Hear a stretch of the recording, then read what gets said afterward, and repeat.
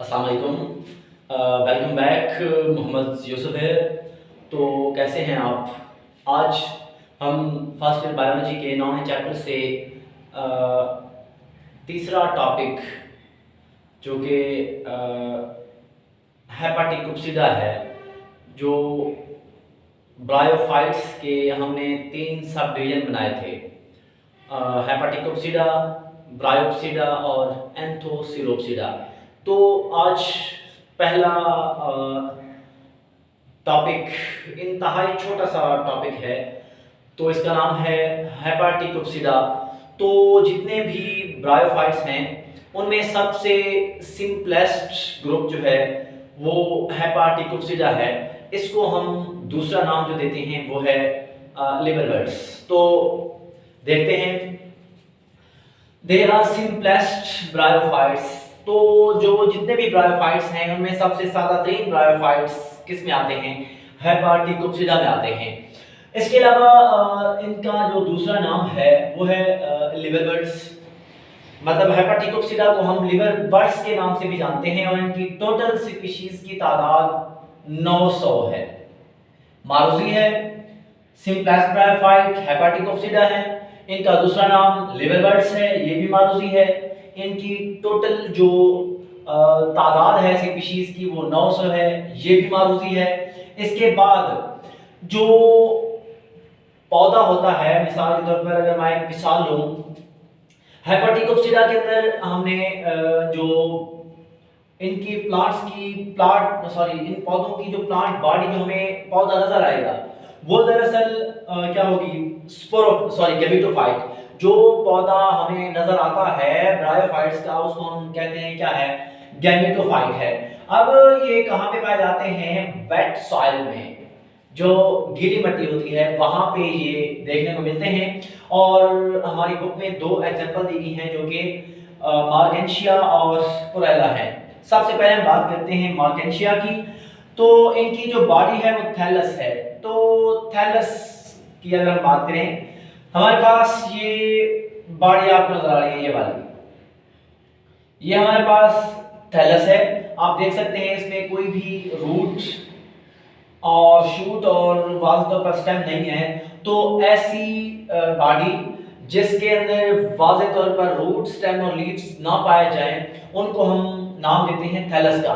तो इसी वजह से जो मार्गेंशिया है, इसकी जो क्या होगी, प्लांट बॉडी होगी, वो क्या है? थैलस कहलाती है।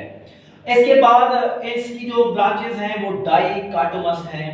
डाइकाटोमस कहते हैं एक मतलब शाख है, अगर वो 2 में डिवाइड हो जाए, ये फिर से 2 में डिवाइड हो जाए, ये फिर से 2 में डिवाइड हो जाए, ये फिर से 2 में, तो 2 में डिवाइड होने वाली ब्रांचेस 2 पार्ट्स में, उनको हम नाम देते हैं डाइकाटोमस की ब्रांच।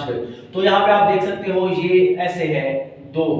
तो इसी वजह से हम कहते हैं इसकी जो ब्रांचेस हैं वो क्या होती हैं? डाइकाटोमस ब्रांचेस होती हैं। इसकी जो शेप है अगर उसकी बात की जाए तो इसकी शेप एक फ्लैट चिकपी शेप है।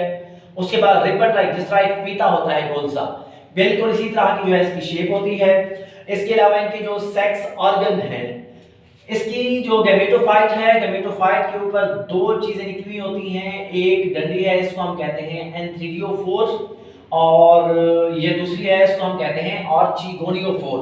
एंथ्रीडियोफोर के ऊपर मेल सेक्स ऑर्गन लगता है जिसका नाम है एंथ्रीडिया, और दूसरी जो शाख है, जो डंडी है, उसके ऊपर एक और सेक्स ऑर्गन लगता है जिसको हम फीमेल सेक्स ऑर्गन कहते हैं, और उसका नाम है आर्चिगोनिया। मतलब जिस पर एंथ्रीडिया लगता है वो एंथ्रीडियोफोर है, जिस पर आर्चिगोनिया लगता है वो आर्चिगोनियोफोर है। एंथ्रीडिया के अंदर स्पर्म बनते हैं जो कि जो कि मोटाइल होते हैं, हरकत कर सकते हैं। और इसके बाद देखा जाए आर्चिगोनिया के अंदर एग प्रोड्यूस होता है जो कि मूव नहीं कर सकता, नॉन मोटाइल होता है। इसी तरह दूसरी जो एग्जांपल है वो है पुरेला। पुरेला जो है, इसकी जो बॉडी है वो जमीन से ऊपर की तरफ जो है वो स्ट्रेट अपवर्ड जो है वो ग्रो करती है, और इसके पास फॉल्स लीव्स मौजूद होते हैं। ये आपके पास जो डायग्राम है ये पुरेला की है, और ये मार्केंशिया की है। अब हम बात करते हैं लाइफ साइकिल ऑफ मार्केंशिया। तो आप लाजमी ध्यान में रखें, यहाँ से स्पर्म निकलते हैं, स्पर्म मूव करते करते चले जाते हैं आर्चिगोनिया के पास, वहां पे जाके फर्टिलाइजेशन होती है, फिर क्या बनता है, जाइगोट बनता है। तो आप लाजमी आपको ध्यान में रखना होगा, यहाँ से 1n और यहाँ से 1n 2n होगा। तो यहाँ पे लिखा हुआ है स्पर्म डिस्पर्सन, स्पर्म जो है वो रिलीज हुए हैं और ये आपस में मिले हैं एडवर्स स्पर्म, तो जाइगोट बना है। जाइगोट जब बनेगा तो वहां पे आगे जाकर स्पोरोफाइट बनेगी। इसी वजह से ये जो है हैप्लॉइड है, क्योंकि एक मतलब जो आर्चिगोनिया है उसके अंदर एग बनता है वो भी हैप्लॉइड है, और जो जो एंथीडिया है उसके अंदर स्पर्म बनते हैं वो भी हैप्लॉइड हैं। वो आपस में मिलते हैं तो डिप्लॉइड बनती है जो कि स्पोरोफाइट है, और यहाँ पे फिर स्पोर बनते हैं, और स्पोर क्या होते हैं, वो 2n होते हैं। अब ये हमारे पास स्पोरोफाइट है, स्पोरोफाइट से फिर स्पोर्स निकलेंगे। स्पोर डिस्पर्सन, जहां से स्पोर्स निकलते हैं वो जर्मिनेट कर जाते हैं, फिर से क्या बना देते हैं, गैमेटोफाइट। तो इसी वजह से हम कहते हैं कि यहाँ पे गैमेटोफाइट के बाद स्पोरोफाइट, फिर से स्पोरोफाइट से फिर गैमेटोफाइट। तो ये दोनों नस्लें एक दूसरे के बाद दोहराई जाती हैं, तो इसके पास अल्टरनेशन ऑफ जनरेशन भी देखने को मिलती है।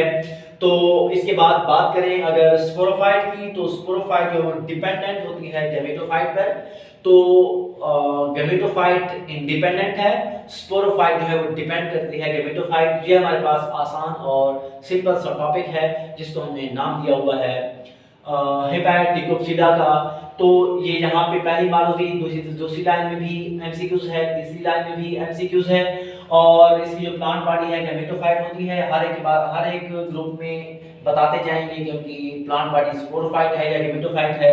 तो मार्केंशिया किस चीज के एग्जांपल में आते हैं, हेपेटिकोप्सिडा की, पुरैला भी हेपेटिकोप्सिडा की एग्जांपल में आते हैं। तो उम्मीद करते हैं आपको समझ आ गई होगी। ओके बेटा, अल्लाह हाफिज।